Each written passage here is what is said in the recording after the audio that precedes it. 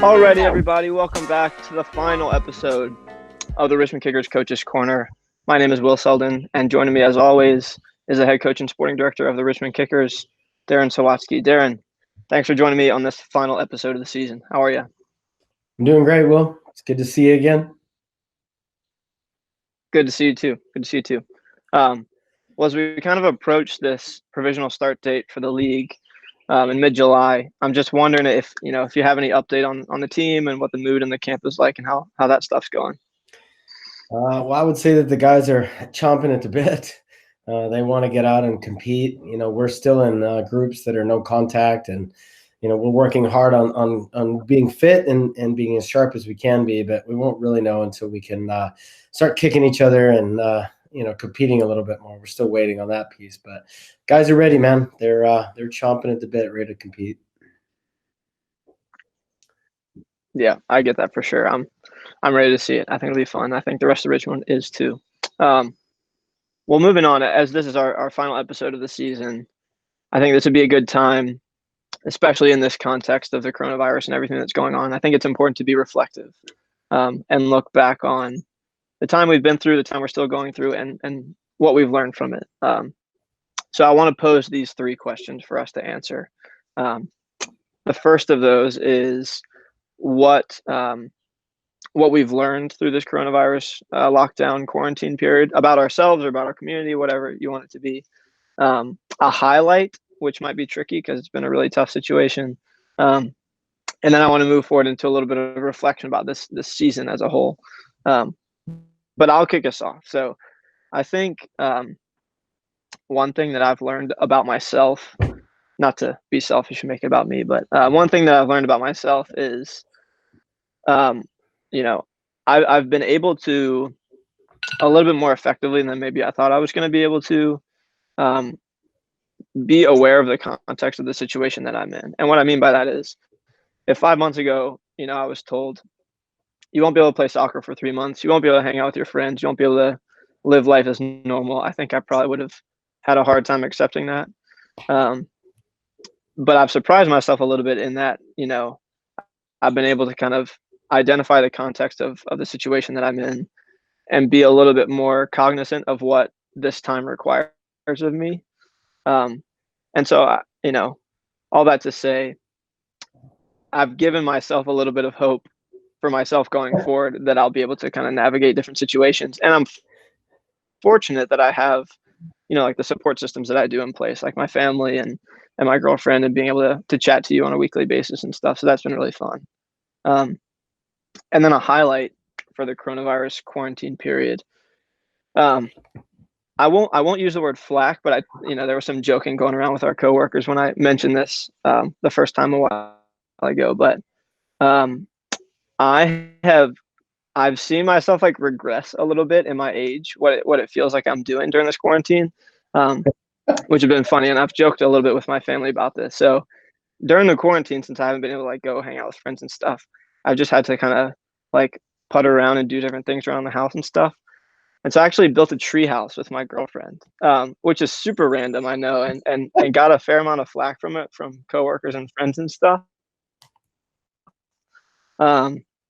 And to be fair, it hasn't gotten a ton of use since then. But it was just a really fun project to like actually create something. And I never done that before. So yeah, that's my highlight. But I'd love to hear yours, your what you've learned in your highlight. Wow. I mean, I'm sitting here reflecting, and I would say the first thing that comes to mind that I think is really important, it's my opinion, is that leadership is important.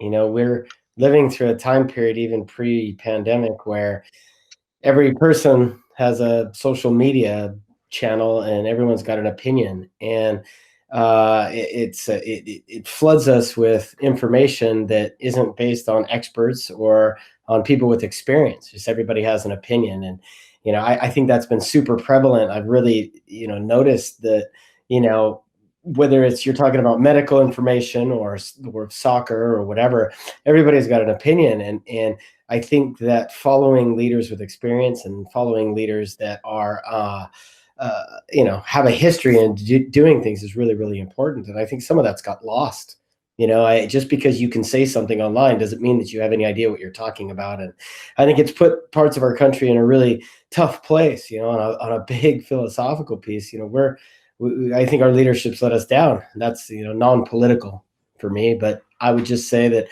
leadership is really important, and making sure that the people that we put in power and the people that we listen to are the people that we want leading and we want to be role models. I just think it's very, very important. And, coming out of that side of it, I would say the highlight is, I'm still new to Richmond, but I've gotten to know the guys on my team really well. And I think since I got here, there's been 3 proposals on my team. And I think that that's indicative of guys realizing where they are in life and what's important to them. I think 3 guys, 2 of them have gotten married in the last year, and 3 more guys proposed, and they're all really good guys. And they're looking at their lives going, you know what, soccer is really important and great, but there are bigger things in life. And I hope that their reflection and their growth helps us as a team. So I think it's pretty cool. All these guys are going to get hitched. Scott Thompson just did it this weekend, and a little bit ago, and Mattia. So I'm happy for them. It's been a cool highlight to see them be happy dudes. Yeah, that is really cool. And like you said, this time really puts in stark contrast what is really important. And obviously the 2 of us make a living around the game of soccer, and we both love it so much and enjoy it. And but it really does highlight how important other things are, and it's important to pour time and energy into those things as well. Well, transitioning, you mentioned important to have good leadership, and I couldn't agree more. And so that's why, for me, this has been such an invaluable experience. I feel like, my first season at Godwin got cut short. And so, I didn't get as much hands-on experience as I would have liked. But I really do think that these conversations have helped me a lot. And whether it be going through different tactical things like we've done in the past, or just talking about, different philosophies of coaching and how it's important to manage the people in front of you and look at the ecology instead of trying to shoehorn people into different systems and stuff. That's been, I don't know, I think that when I reflect on this whole situation a little bit more, and I have a little bit more hands-on coaching experience under my belt, I think I'll really look back on these conversations and be grateful. I know that not a ton of people get a chance to sit down week to week and have a conversation with someone with your experience. And I know that you've been really humble throughout this whole process, but I really do think that, this is going to be really important for my career. And so I'm really appreciative of that. Well, I appreciate that you took the time to talk to me. I know we get pretty wrapped up in our soccer and the technical and tactical things of trying to get ready for seasons and all that type of stuff. And these conversations have made me really think about why I do what I do, and we had a really awesome Zoom call with the team this morning. And, I started to ask the guys, through this process, now I've been here long enough, what does it really mean to be a Richmond kicker, and I think that the process of the next, 12 to 24 months is really going to redefine that in a way. There's a great history here. They won some championships. It's good coaches, good players have come through the programming here. It's got a good history. Won an Open Cup, won some USL championships. It's just a really good team. But the redefinition of the new Richmond kickers, I think our guys, they have a good character base. And I think the next year is really going to help define that. So I'm super excited about it, because it's forced all of these players to look at themselves and go, well, why am I doing this? And what do I want to get out of this? And what does it mean? And we're just so lucky to have the platform of coaching and playing at the pro level. I'm just super excited on how focused they are and where we're going to take it, Yeah, for sure. Looking at the group of guys, I've been around the club for a long time, from the youth club and working here before, and now on this full-time basis and working with you and stuff. And so I've seen a fair number of Richmond Kickers teams. Obviously, none of them have had to navigate a situation like this. So it'll be really exciting to see kind of how they come out the other side of it. And I think that, we've talked about this before, about how a lot of times adversity can be the best thing for a team. And, if you're going to cook up a a novel about a team facing adversity, I think this is probably a setting you could put it in. And so I think that, like I said, seeing how they come out of it the other side and how it's probably bonded them really closely will be a really cool iteration of the Richmond Kickers, and how you guys shape it going forward is something I'm really looking forward to seeing. And I'm sure the city of Richmond, on top of getting back and seeing live soccer, is really excited to see that specifically too. So with that said, I'm wondering if you have any kind of parting words for this season of Coach's Corner, either from me, from an educational perspective, or for the fans of the Richmond Kickers. Well, what I would Or say both. is I've learned that this team and organization absolutely bleeds red. This is they're very prideful. Our players in particular are super excited.